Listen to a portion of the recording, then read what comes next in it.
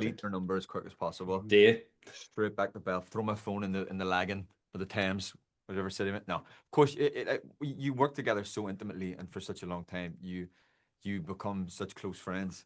Hey, Sean, there he is. How are we doing, guys? Get that coffee and tea. You got a long day. I say you got loads more interviews to go after me, even. Pleasure to talk to you both. Honestly, absolutely love the show. You're both brilliant in it. But first question, everybody will want to know for research for this, do you get, like, when you get the part, do you go into a training course on how to pull a Guinness on the side? Do you know what I mean? Or do you get secret gold keys to the brewery? Like, what are the perks to get into being a Guinness? I would have loved like a Guinness black card. You know they do like Nando's black cards. Yes. I would love one of those. Coppers. Black. Imagine if you were in like some like rural pub in Galway and you're like, I deserve a free Guinness. Yeah. A Guinness thrown at your head. Has it not happened? Do you know what I mean? Automatically, just because you've done this, have you not walked into a bar yet and they've gone, "Hey"? It's not out yet. So hopefully this is out the 25th. Hopefully in the 26th, I'll be hanging around some bar. Yeah. It's gonna... Man's a bit of Guinness. Yeah. Really loudly to see if someone will give me it for free. Chuckling to yourself, waiting for someone to. I'll have the Guinness. It'll be a Chris. What do you think I'm drinking? Yeah, it'll be a Christmas like no other. Not to Heineken. Do you have Netflix? Not a Heineken. Unbelievable. Are you surprised as me of the backstory of the whole lot? Actually, everybody's character nearly. But do you know when you read the script or heard the proper story, did you know any of this? Because I love a Guinness, but I did not know the majority of this story. Yeah, that's good, to be honest. No, I didn't. And I don't think people do, really, unless they're clued up. But yeah, the Guinness name stretches far and wide and is planted on a lot of things. And I was amazed to learn about the whole pension scheme that Edward came up with and the free meals. And he did so much for his workers. And I think that those ideas caught on, thankfully, and have benefited the world. I also know that they did some not so savory things, but you got to take the good with the bad. And it was a lot of fun to play these guys.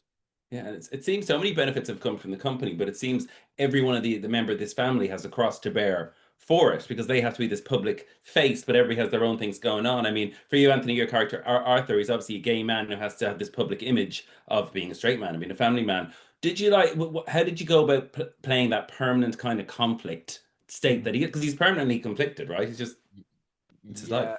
Well, Stephen and I were really like concerned with like what we wanted to put forward was that Arthur wasn't like ashamed of himself or didn't know who he was or confused about his sexuality, that he was gay, and that he didn't feel bad about that. It's that everyone else got it wrong. It's that the time was wrong. It's that he didn't feel any shame about it. It's that everyone else was in that time wrong, and that he would have like wanted to like hark back to the times in Greek and Roman times. You'd have been reading these literatures going, oh God, I wish that we were in a more sort of time when gay relationships were even celebrated back then, you know. So I think that was something that we wanted to get across, that he didn't feel any shame about that. Yeah, and for you, Louis, I mean, playing Edward, as I say, everybody has their own cross to bear. He's this Fenian rebel that he's in love with. Were those scenes with Niamh McCormack? I thought you were both brilliant. I thought, like, she's always brilliant in everything she does. What was she like to work with? Because there's some intense scenes going on between the two of you. Yeah, Niamh was brilliant. She's so professional, and a lot of her stuff was actually cut. Some of her really brilliant stuff I remember seeing hasn't made it in, which you know, editors they do their thing, but she was giving it every single take. She was very, very generous. I remember, because you know how the camera will flip round to get the close-ups, and I remember she was very, very thoughtful, very generous, and always open to new ideas. No, she was a joy. She's a real talent, amazing actor. Yeah. So good. Do you think after doing this show, did you, maybe you looked at them differently before, but looking at dynasties, family dynasties, I think people look on them as kind of like, not jealous, but going, they must have amazing lives, they've loads of money, do you know what I mean? But after doing this, do you see things like that from a different point of view? And do you think there's a lot of dynasties out there that maybe life isn't as rosy as we picture from the outside? Yeah, I think so. I think most all the dynasty shows that I've seen don't tend to glorify their lives for the reason that most people wouldn't want them, and it's amazing how one can have everything and also feel completely empty.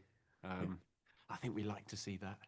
We like to see rich people suffering occasionally, but I think with these guys, it's they're trying, and I think you care about them because they're all they've all got, you know, they're all earnest, they've got integrity, and they're trying, and they're just battling circumstances, and they don't really know what they're doing, finding their way through it. And I think you care about them, which is all, of course, a testament to Stephen's writing.